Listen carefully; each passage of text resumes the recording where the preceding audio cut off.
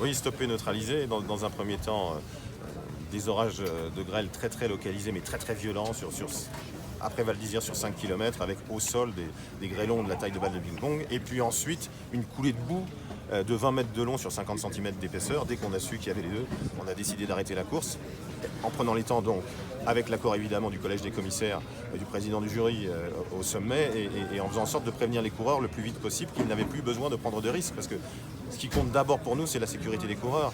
Et on les voyait devant nous prendre des risques. On voyait Egan Bernal prendre des risques, on voyait Simon Yates prendre des risques. Donc on a envoyé une moto info, ces motos blanches que les gens sont devenus à la télé, pour dire arrêtez-vous. Mais bien sûr que les coureurs, ils ne peuvent pas comprendre qu'on leur dise d'arrêter à ce moment-là.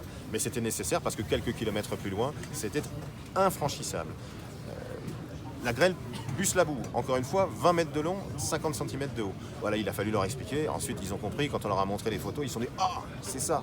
Voilà. Quand la nature est là, quand la nature se déchaîne, c'est plus fort que tout, on ne peut rien faire. Il n'y avait pas d'autre solution à prendre. Il n'y avait pas d'autre solution parce que de toute façon, il ne pouvait pas y avoir d'arrivée d'étape. Un mot sur la course quand même, Christian. Bernal fait un grand numéro, puis un mot sur les Français, avec la détresse qu'on a vue de Thibaut Pinot et Julien Alaphilippe qui perd son maillot. Oui, les larmes de Thibaut Pinot, elles sont terribles parce que c'était le dominateur des Pyrénées, il avait préparé le Tour de France comme jamais.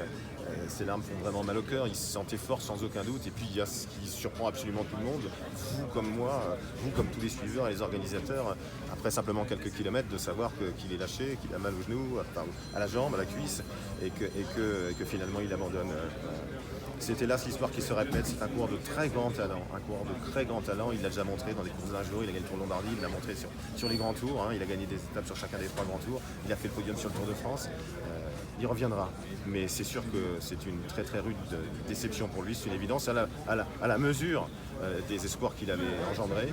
Et puis Bernal, dominateur hier, dominateur aujourd'hui dans les ascensions, le jeune coureur colombien qui est un prodige, qui a seulement 22 ans, qui avait il y a 2 ans gagné le Tour de l'Avenir en éclaboussant de sa classe la compétition, qui a gagné le Paris-Nice, et les vainqueurs de Paris-Nice gagnent souvent le Tour de France ensuite, qui a gagné le Tour de Suisse. Bref, voilà, il est leader et c'est évidemment pas ce qui va se passer dans le Tour demain, parce qu'il y a tellement de surprises dans ce Tour de France-là, mais il est sans conteste le favori numéro 1 pour gagner à Paris dans 40 ans. Ok, merci. Merci.